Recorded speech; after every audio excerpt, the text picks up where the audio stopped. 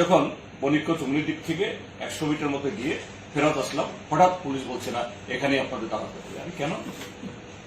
অজোরে বৃষ্টি চলছে, আমরা তো সামনে একটু গিয়ে শেষ করব। সেখানে যে পুলিশ অফিসার গত 1 সপ্তাহ ধরে সেই জায়গায়, 1 সপ্তাহ কেন, গত 4.5 বছর ধরেই তো চলছে, এত অপরাধ হচ্ছে, এত অন্যায় হচ্ছে।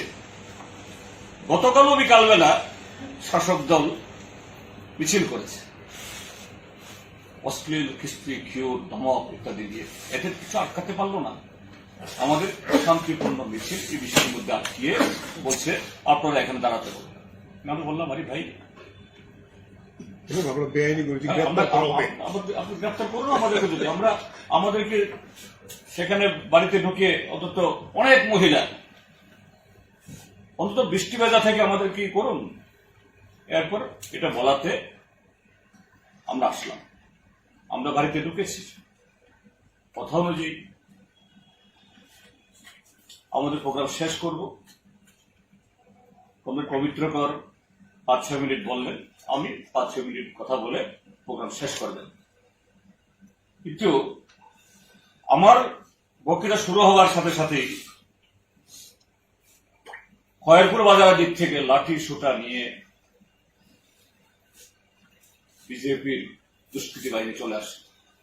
আমি আপনাদেরকে ভিডিও দেখাচ্ছি যে ওরা বলে ভারতীয় জনতা পার্টি, ভারতীয় সংস্কৃতির ধারণ তারা।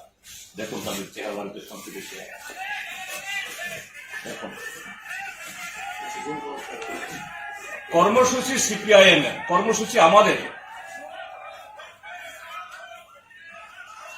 যদি আমরা আইন ভঙ্গ করে থাকি, ত্রিপুরার যে শাসক দল বিজেপি, তাদের যে রাজনৈতিক দেউলিয়াপনা এবং যত এই সরকারের মেয়াদ শেষ হতে যাচ্ছে তত যে তাদের জনবিচ্ছিন্নতা কি পরিমাণ বেড়েছে, এবং তা থেকে তাদের যে ব্যবহারের মধ্য দিয়ে, কার্যকলাপের মধ্য দিয়ে তাদের অস্তিত্ব টিকিয়ে রাখার জন্য শেষ চেষ্টা হিসাবে গত 4.5 বছর ধরে যে সন্ত্রাস করে চলেছে, এই সন্ত্রাসের মাত্রা আরো বাড়িয়ে রাজ্যের আইন শৃঙ্খলার আরো চরম অবনতি ঘটিয়ে যে সমস্ত কার্যকলাপ করে যাচ্ছে তার কয়েকটা ঘটনা এখানে আপনাদের সাথে তুলে ধরার জন্য। আপনারা এও জানেন, কদিন আগে এখানে ভারতীয় জনতা পার্টি দলের সর্বভারতীয় সভাপতি এসেছিলেন, জেপি নাড্ডা সাহেব। তো দলের সর্বভারতীয় সভাপতি এসে তিনি জনসংযোগ করবেন, মিডিয়ার সাথে আলাপচারিতা করবেন, সেটা তো ঠিকই আছে। কিন্তু এটা করতে গিয়ে তিনি ও যেভাবে ডাহা মিথ্যাচার করেছেন, এটা একদিক থেকে এই ভারতীয় জনতা পার্টি পরিচালিত দেশের যে কেন্দ্রীয় সরকার, তার রিপোর্টে তার যে নগ্ন চিত্র বেরোচ্ছে, আরেক দিক থেকে হল যে এই সাম্প্রতিক দিনগুলোতে তাদের যে সন্ত্রাসের যে মাত্রা। নাড্ডা সাহেব বলেছেন যে তাদের সরকার আসার পর নাকি ত্রিপুরার যে রাজনৈতিক সন্ত্রাস এটা শূন্য হয়ে গেছে। আমরা ঠিক করেছি যে গত 10 তারিখ অব্দি ত্রিপুরাজ্যের সব কটা ব্লকে, 58টা ব্লক ত্রিপুরাজ্যে, এবং কোন কোন জায়গাতে মহকুমা শাসকের অফিসে এবং নগরগুলোতে, নগর panchayat, municipal corporation, municipal council, সেখানে স্থানীয় দাবি দেওয়ার উপর ভিত্তি করে রাস্তাঘাট, পানীয় জল সব একটা সারা ত্রিপুরাজ্যের মধ্যে ভেঙে চৌচির হয়ে গেছে। বেহাল অবস্থা, পরিষেবা নেই। বিদ্যুৎ একবার চলে গেলে এটা আসতে কদিন পর আসবে ঠিক নেই। পানীয় জল একই অবস্থা, শেষ হয়ে গেছে। স্কুলে মাস্টার নেই, হাসপাতালে ওষুধপত্র, ডাক্তার, নার্স নেই।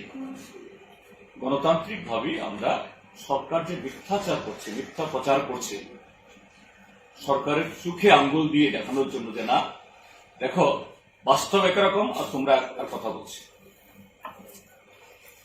সেই জায়গায় কোন জায়গায় সব জায়গাতে আমরা যে চলতি যে নিয়ম অনুযায়ী 48 ঘন্টা আগে পুলিশকে জানাতে হয়। আমরা 48 ঘন্টা কেন, আমরা কোথাও 10 দিন আগে, কোথাও 7 দিন আগে, কোথাও 5 দিন আগে কমসে কম পুলিশের কাছে আমরা অনুমতির জন্য আমরা চাই যে অমুক তারিখে এতটার সময়তে আমরা অমুক ব্লকে, অমুক এসডিএম অফিসে আমরা এত দফা দাবিতে আনুমানিক এত লোক নিয়ে আমরা মিছিল করে আমরা ডেপুটেশন দেবো, না ডেপুটেশন দেবো, পত্র আমরা আমাদের এই জায়গাতে এই দাবিগুলোতে কোথাও বিজেপি আইপিএফটি সরকার পদত্যাগ করতে হবে, মুখ্যমন্ত্রীকে গদি ছাড়তে হবে, উমুক মন্ত্রীকে এই ইস্তফা দিতে হবে, এই দাবিগুলি আমরা কোথাও তুলছি না। শাসক দল, যে কোনো দল যদি সরকারে থাকে, সেই দলটা যদি জনগণের স্বার্থে কাজ করে থাকে, জনদরদী হয়ে থাকে, যে দলই হোক, যে মেয়াদের শেষ দিকে সেই দলের সরকার তার বিগত 4.5 বছরের বা 5 বছরের যে অ্যাচিভমেন্ট, তারা যে সমস্ত প্রতিশ্রুতি পালন করেছে, যে কাজ করেছে, এগুলি নির্বাচনের কয়েকটা মাস আগে তারা এটাকে ব্যবহার করে জনগণের কাছে তুলে ধরার জন্য। জনসভা করে রাজ্যের নেতা, বাইরের নেতা, মুখ্যমন্ত্রী, মন্ত্রী, এটাই স্বাভাবিক। আমরা আগেও দেখেছি, আমরা 25 বছর যখন আমাদের সরকার ছিল বা তার আগেও 10 বছর এভাবেই যে আমাদের গৃহীত কর্মসূচি এবং তার সাফল্য জনগণের কাছে তুলে ধরতাম, সরকারিভাবেও এবং পার্টিগতভাবেও, এবং কোথাও কোথাও আমরা জনশুনানি করতাম, অর্থাৎ মানুষ যাতে আমাদের এই যে কল্যাণমূলক কাজে কি ধরনের লাভবান হয়েছেন, মানুষের তরফ থেকে আমরা ফিডব্যাক আমরা চাইতাম। ফটো ইত্যাদি ছেপে আমরা বই প্রকাশ করতাম, পঞ্চায়েত থেকে, নগর পঞ্চায়েত থেকে, সরকারের তরফ থেকে, এবং পাবলিকের কাছে আমরা মন্তব্য চাইতাম। যে শুধু আমাদের প্রশংসা না, যদি আমাদের কোথাও সে জায়গাতে আরো ভালো করার কিছু থাকে বা কোনো সমালোচনাও থাকে, গঠনমূলকভাবে তা করুন। কিন্তু বর্তমান সরকার সম্পূর্ণ ব্যতিক্রম, যে দলীয়ভাবে তো এরকম কোন কর্মসূচি কোথাও হচ্ছে দেখছি, আপনারাও দেখেন না, আমরাও দেখি না।